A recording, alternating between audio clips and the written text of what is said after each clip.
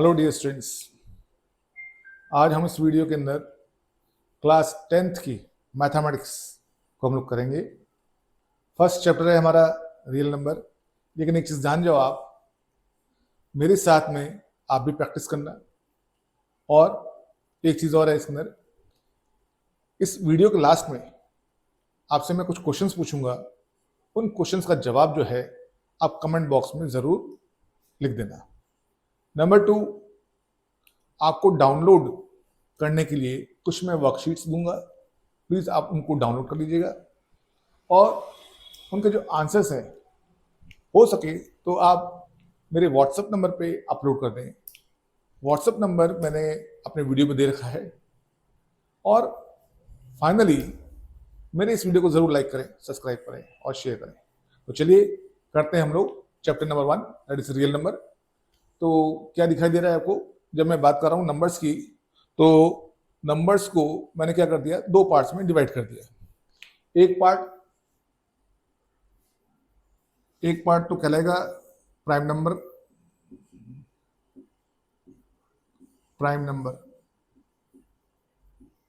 और second part जो है वो कहलाएगा कंपोजिट नंबर। क्लियर? अब दोनों में फर्क क्या है, किसको हम लोग कंपोजिट नंबर बोलते हैं और किसको प्राइम नंबर कहते हैं, इस चीज को अपन लोग देखें। प्राइम नंबर ऐसे नंबर होते हैं जिनके केवल दो ही फैक्टर हों, उनको हम लोग कहते हैं प्राइम नंबर। और जिनके दो से ज्यादा फैक्टर होते हैं उसको हम लोग कहते हैं कंपोजिट नंबर। लेकिन अब क्वेश्चन ये पता होता है कि हम लोग कैसे पहचाने कि कौन सा प्राइम नंबर है, कौन सा कंपोजिट नंबर है ना? तो पहले मैं आपको कुछ चीज सिखा देता हूं। मैं आपको एक काम करते हैं, एक नंबर लिस्ट बनाते हैं अपन लोग, ताकि हमको समझ में आ जाए कि कौन सा कंपोजिट नंबर है और कौन सा प्राइम नंबर है। तो एक लिस्ट में तैयार करता हूं। मैंने नंबर की लिस्ट तैयार कर दी, 1 2 3 4 5 6 7 8 और 9, बस यहां तक ही। क्लियर? ये जो नंबर है इसके कितने फैक्टर हैं देखिए हम लोग, 1 और सिर्फ 1। और गजब की बात ये कि अगर मैं इसको दो बार लिख रहा हूं तो ये दोनों सेम ही तो है, इक्वल है। क्लियर है क्या? तो इसका मतलब केवल इसका एक ही वेक्टर है। अगर ये एक वेक्टर है तो मैं इस नंबर को कहां पे डालूं, प्राइम नंबर में या कंपोजिट नंबर में? मैं प्राइम नंबर में नहीं डाल सकता। क्यों? क्योंकि प्राइम नंबर में डालने के लिए मुझे दो फैक्टर्स की जरूरत पड़ती है, और वो दोनों फैक्टर्स जो हैं अलग अलग होने चाहिए। लेकिन यहां पे क्या है, यहां पे तो ये एक ही फैक्टर है, तो इसलिए प्राइम नंबर तो हो नहीं सकता। चलो मैं कंपोजिट नंबर की बात करता हूं। कंपोजिट नंबर के लिए दो से ज्यादा फैक्टर होने चाहिए, लेकिन यहां पर तो सिर्फ एक ही फैक्टर है। तो इसका मतलब ये निकला कि ये जो नंबर है एक ऐसा नंबर है जिसको मैं दोनों कैटेगरी में नहीं डाल सकता, है ना? तो क्या हो गया, neither composite nor prime number. Clear? अब मैं आता हूं 2 पे। क्या कर दिया मैंने, 2 1 और 2, कितने फैक्टर है इसके? दो फैक्टर है।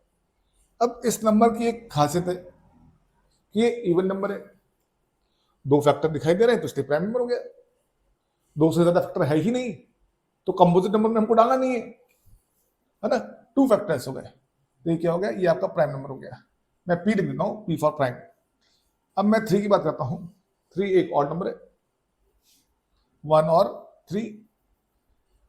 अच्छा, 2 के बारे में एक और मैं चीज बताऊं आपको कि जो 2 है आपका, वो केवल मात्र एक ही इवन नंबर है जो कि प्राइम में है। 2 के बाद में जितने भी इसके मल्टीपल्स आते हैं वो प्राइम नंबर नहीं होते। क्लियर? तो स्मॉलेस्ट प्राइम नंबर कौन सा हो गया? 2 हो गया।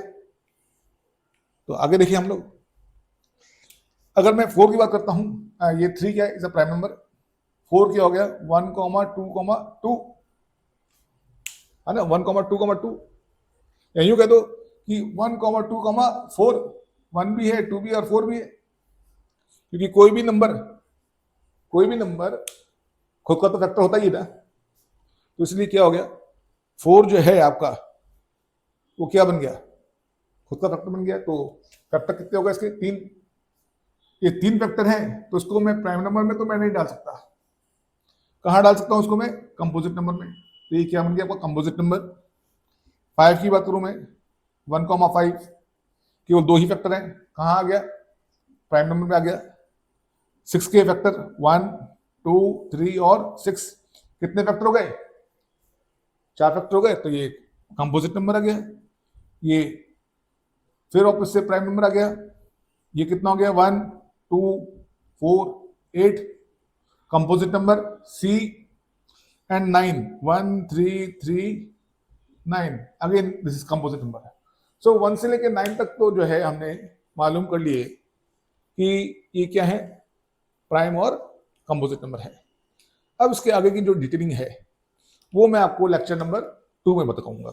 ठीक है, ये आपका लेक्चर नंबर 1 था, लेक्चर 1। Clear, thank you.